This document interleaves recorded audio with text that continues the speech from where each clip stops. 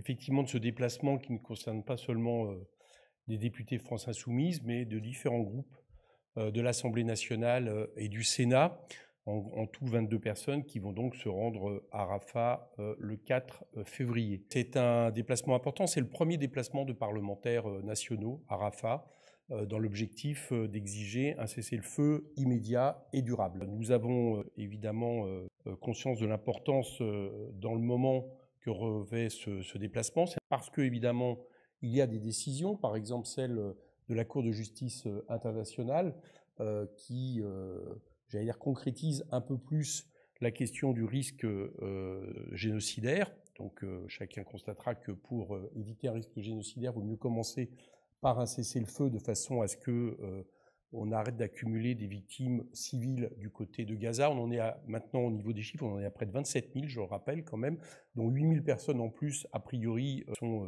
disparues, certainement sous les décombres.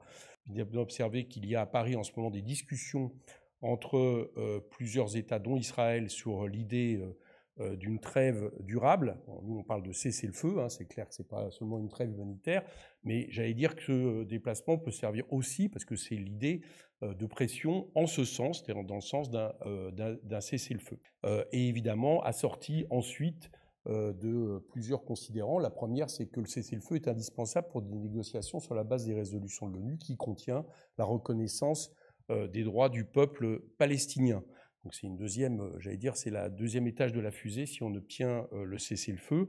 Et nous considérons aussi, de manière commune, tous les membres de la délégation, que tout cela serait dans l'intérêt non seulement évidemment des Palestiniens qui sont en train de mourir sous les bombes à Gaza et qui voient dans l'offensive israélienne des risques de ne plus pouvoir avoir de constitution territoriale pour un futur État, mais nous pensons aussi que ça serait dans l'intérêt du peuple israélien que ces cessez-le-feu interviennent. Et je remarque d'ailleurs que les voix en Israël en faveur d'une telle issue sont de plus en plus nombreuses.